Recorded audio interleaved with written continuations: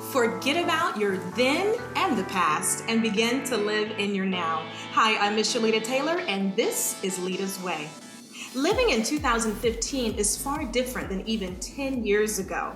A woman's worth and value has been redefined through the mediums of music, movies, makeup, and even a mother's mouth. My guest today is a dear friend, Darlene RICHBURG. She is a confidant as well and has witnessed this evolution of confidence. How are you, Darlene? I'm good, and yourself? Good. You look so beautiful. Oh, and you do so too. Fabulous, my friend. Thank you. My friend Darlene, what would you say is the definition of self-esteem? Self-esteem is how you view yourself. How, when you get up in the morning and you look at yourself, what you think, how you feel, your own attitude about yourself. That's so good. Mm-hmm. How would you say a woman's value has changed over the past 10 years? Well, I think with social media and the way that society is so fast-paced, it's changed a whole lot in that women now feel like they have to live up to the values of others that they see. You know, you have Facebook now, and you know, you see a person and they have a really nice picture and it may have 1,000 likes, and you're like, oh my God, I want to be like that person. Right. Well, that is influencing women, and they don't realize, though, they have to be themselves. Mm-hmm. So would you say there's a difference between self-esteem and value? Most definitely, because, you know, again, self-esteem is how you look at yourself, how you value yourself, whereas value is your self-worth, you know, what you want in life and how you're going to go about achieving that. So in other words, we're not letting another person place the value on ourselves. Basically. Because we already have that self-esteem that has a lot of value and a lot of worth. Right. Okay. Most definitely. So as a successful mother of 3 daughters and a lovely son, what were some practical things that you did to ensure that your daughters had that self-esteem, that had that confidence?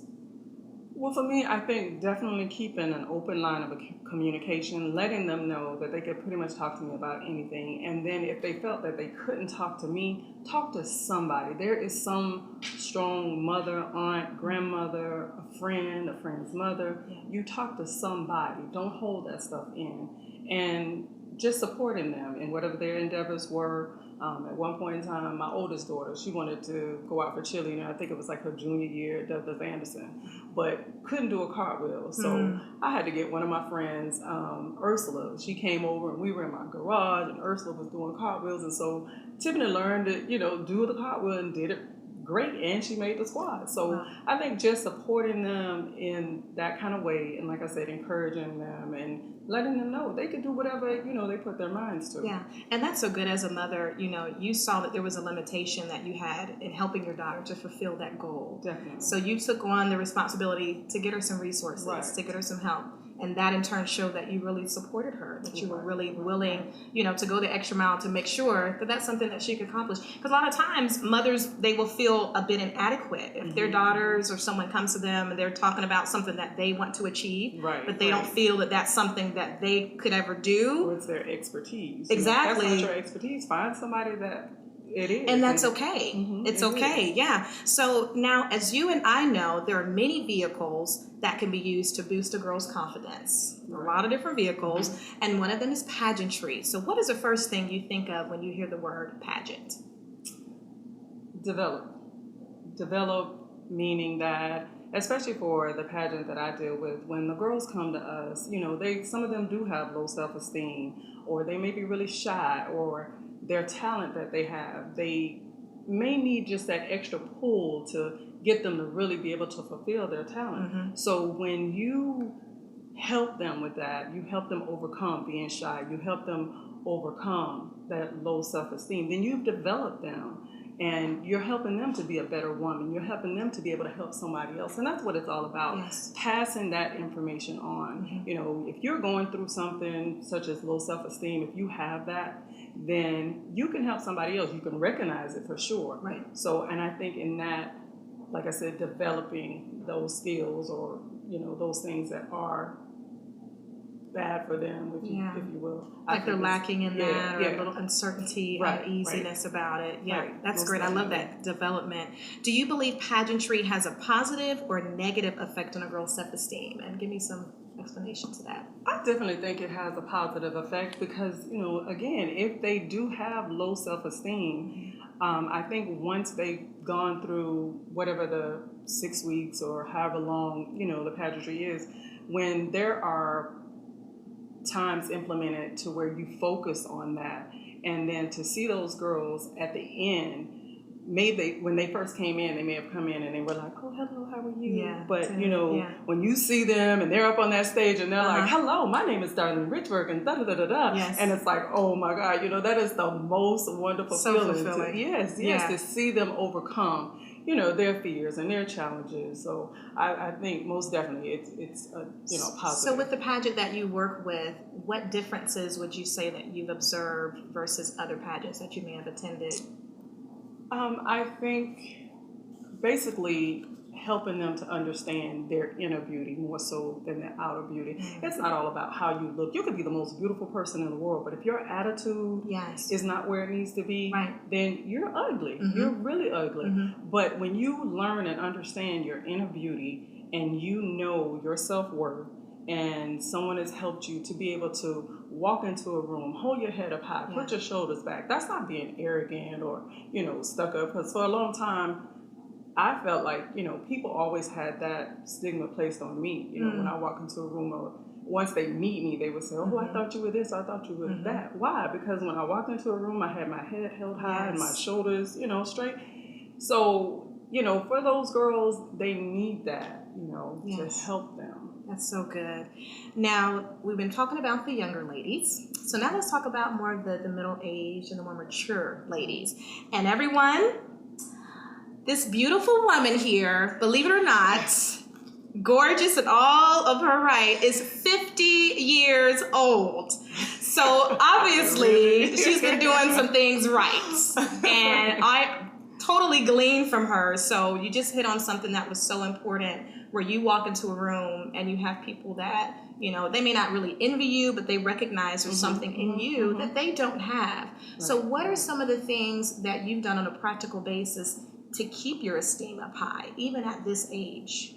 To basically surround myself around positive people and not let the things that other people say affect me, because I know who I am, you know what I mean? And I know that when I do walk into a room, it's not that, I feel like I'm better than anyone else or that I think I look better than anyone else, because I have my own issues as well. Right. But I do know that, me walking into a room with my head high, you don't know how that's going to help somebody else. Where one person may be thinking, "Oh, she thinks she's all that," but then when they meet you and they get to know you, it's like, "Oh, okay, she's really, a down-to-earth person. She's nice," or whatever. So for me, I think also knowing that once I gave my life to Christ, understanding that life and death is truly in the power of the tongue. Yes. You got to speak those things as though they were. That's right. So I encourage myself a lot of times too, and sometimes you just have to do that. That's so good. My mom said that. She's, my mom. Yeah. She's beautiful. She is. And she would always get she still does, get compliments on how youthful she looks. And she would always tell the story. And I began, as I'm maturing, I began to tell the same story. I gave my life to the Lord, and the Bible says praise is comely. So it is the best. It's the best. It's the best beauty secret. Most to definitely. Praise God and to give him credit for who we are. So you knowing that women feel a bit of that intimidation, would you say that it would be immature for an older woman, mature woman, to say that she has low self-esteem? Definitely not, because the first way to get help when you have a problem, and having low self-esteem is a problem, is to admit that you have it. And in today's society, there are so many different avenues to be able to get the help that you need to overcome that. So that's a positive move in the right direction. Yeah. That's a move that a lot of women need to know that they need to make, because there is help out there. Right. You can even go online or make a phone call to where nobody can even see your face, but you can tell them your issues and they can help walk you through it and lead you in the right direction and tell you, where to go and how to get the proper help to overcome that. Right. So definitely not. What would you say are some of the signs of a person that has low self-esteem?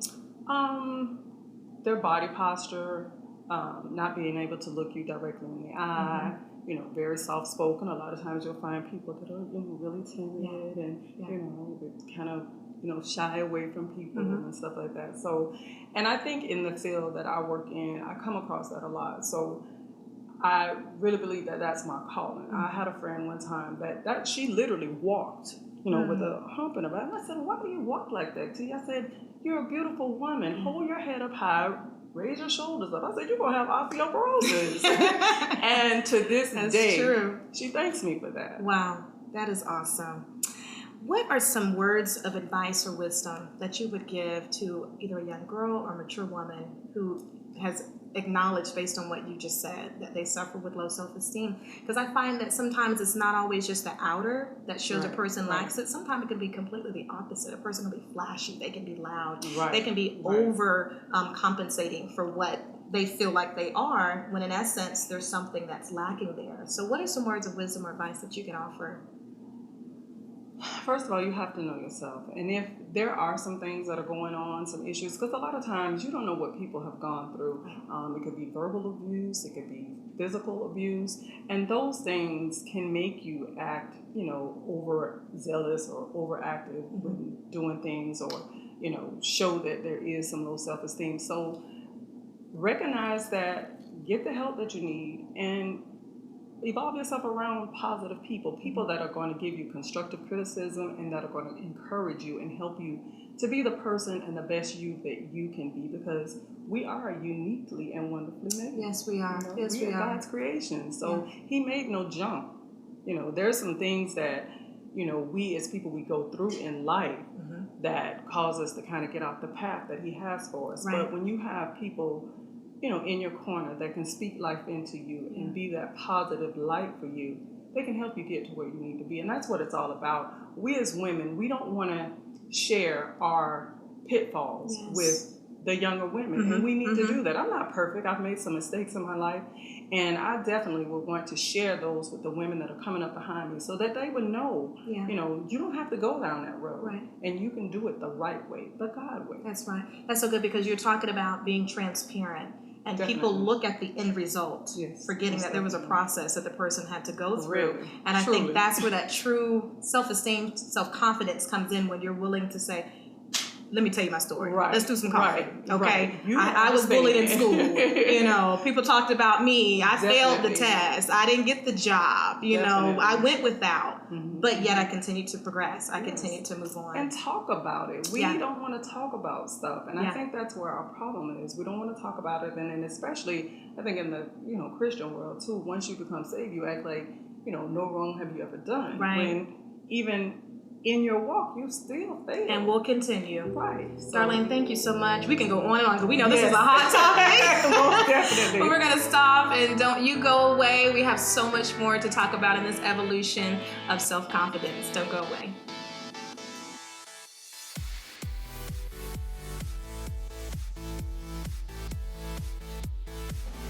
Welcome back. Self-esteem, value, confidence, and self-worth are all words that are used sometimes flagrantly and with no real intention. Continuing in this discussion on the evolution of confidence are Miss Charisma 2013, Miss Maya Francis, and Miss Charisma 2016, Miss DEJAH Hawkins. How are you, beauties? Good. You look amazing, of course. Thank you. You're welcome to like in synchronization. I Maya, how would you define self-esteem and value? Well, for me, self-esteem is just that confidence that you have in yourself, while value is just that worth that you have in yourself, as well as your abilities. Okay. All right. And DEJAH, what would you say? I would say self-esteem would be the courage that you have in yourself and being able to express that courage in certain environments. And the value is extremely important to have that courage in yourself and be able to go out and express that courage and do what you really want to do. That's so cool. I've never really heard the word courage used in conjunction with self-esteem. Why would you say courage is a big factor with self-esteem? Well, with self-esteem, that's like having that confidence and knowing yourself. And you have to know yourself and have that confidence within yourself in order to do what you believe that you're passionate about and what you believe you're supposed to do while you're here. So with that confidence, it allows you to reach those goals. It's almost like the extra push, that extra oomph, because I know who I am, so I'm going to get into a field and do something that I've never done before, so now I'm going to exercise the courage that I need. Is that kind of what you're... Exactly. I like that. I like that. What do you feel, ladies, are the top variables that contribute to a female's knowledge of what her value is? What are some things? Maya, will start with you. Well, I definitely would say there's a lot of variables. Mm-hmm. But for me, just that family foundation is definitely important for me. That's good. I'm so thankful that I had parents and people who were motivating me and encouraging me to really reach my full potential. That definitely helped me to strive for more and know that I can do it, because they were instilling that within me since I was young. So it definitely helped me. That's good. Family foundation, family Yes. values, words of affirmation. What would you say, Deja? As for what Maya said, also the families, but also friends, having that great support background, and the environment, surrounding yourself with that positive environment, because like the negativity can bring you down, but having the positivity can really help and bring that extra boost that you need. That's good. That's good. Do you believe that society and the media is responsible for the decline of self-esteem and self-value? I wouldn't say that it's solely dependent on them. They definitely contribute greatly to the decline, only because being in a society and media in general, we tend to gravitate towards what's good in people's lives, what's going on that's positive. So if you're looking at Jim, Susie, and Tom, and they're just excelling and they're doing great things, and you're not at that point in your life, it's easy for you to feel kind of, I'm not doing as well, and just have that decline in your value and in your self-esteem, because you're so worried about what the next person is doing. Right, right. That's so good. And unfortunately, media has become the standard in the eyes of a lot of people to define, that I am a person, I've made it, I got it going on, I'm the new thing. And so they forget that social media is just a vehicle. Exactly. It's like not the destination. It is where you're going. And so I think that's where a lot of young people, even adults, have really kind of fallen short in that regard. Deja, as a high school senior, preparing to cross the threshold into adulthood, what would you say is crucial in ensuring a girl is ready to face the real world? Open-mindedness. Just, you're leaving high school, leaving your parents, going to college. That's a big jump. Yes. So being open-minded, knowing that everything will not go your way, knowing that you may not get that job or, get where you want to go. There will be something in the future for you that will be better than where you thought you would actually get. So just staying open-minded through everything and staying humble can really help you accomplish your goals. That's so good. And that can be a challenge, though, being open-minded, especially when you have your heart set on something specific and you've worked so hard for so long and the end result is not what you thought it should be, because you put in the work, you put in the time, the resources. So to be flexible and to have that open-mindedness, that's a key that a lot of adults, we still need to work on a lot of times. So Maya, on the other hand, is a recent college graduate of FSU, Florida State University. What were some things that helped you, Maya, to stand in the face of temptation and pressures, the pressures of fitting in college? Well, when I went to Tallahassee, I made it a point to make sure that I found this church home. So that was my base. So being around people who are able to pray for me and just encourage me within my faith, because of course that faith is that base. That's right. And moving forward from that, just surrounding myself with like-minded people. I hung with people who were just as driven and just as motivated to reach their goals and reach their dreams. So that then inspired me to really just go out there and do whatever, because they were just so driven that I was able to stay focused and not worry about what the next person was doing. That's so good. Because we feel like they say if you're the smartest person in your circle, it's a problem. You need to find another circle. You need to be around those people that are going to challenge you and that are going to hold you accountable to what it is that you're trying to accomplish. And even being in that type of circle they'll spark some things in you that you didn't even realize that you may have been interested in, and you try some new things, you find out you're really good at, and you made some changes even in your degree that you don't realize that you're going to do until you get into that environment. So that's awesome. So both of you have gone through the Miss Charisma organization and were clearly victorious. What were 3 things that you would say that you were able to take away from the experience of being in the pageant? And we'll start with you, Maya. It definitely taught me to be myself, my true self. The pageant focuses more on who you are as a person, not necessarily your outer appearance. So I gained a lot of confidence in who Maya is. And also just never to doubt myself and what I'm capable of doing. It was my first time going into a pageant, and I was able to come out with the title. So that just taught me that it's not necessarily where you are, but what you're trying to become and what you're trying to get to. And then just the third thing, that everything happens for a reason. And at that time, that was what I needed, and I realized that after the pageant was over and everything was a good learning And you were experience. so amazing. Thank for our you. inaugural year. And DEJAH, how about you? What were 3 things you were able to take away from the experience? I would say being humble, just staying humble throughout the whole experience, not having that cockiness, because everyone has their weak point. So just staying humble throughout the whole thing and keeping that confidence up. Because there's going to be times where you're like, what did I get myself into? I can't do this. But having that confidence, like, okay, you can do this. Trying something different, just having that confidence in yourself and keeps you going. And that's what the Miss Charisma organization is all about. We're really big on, regardless if you win the title or not, that you've gained some life skills, you've gained some characteristics and traits that are going to help you in high school, college, whenever you're out in the real world, so that this was a challenge in and of itself. It was a process, but maybe not having the best result, although you all did, yay, that there were some things that were far beyond greater than just this title that you received. So that's awesome. So both of you ladies, you live in the world of social media and you see the effect it has on women's confidence. Maya, how can social media be a positive outlet for encouraging women?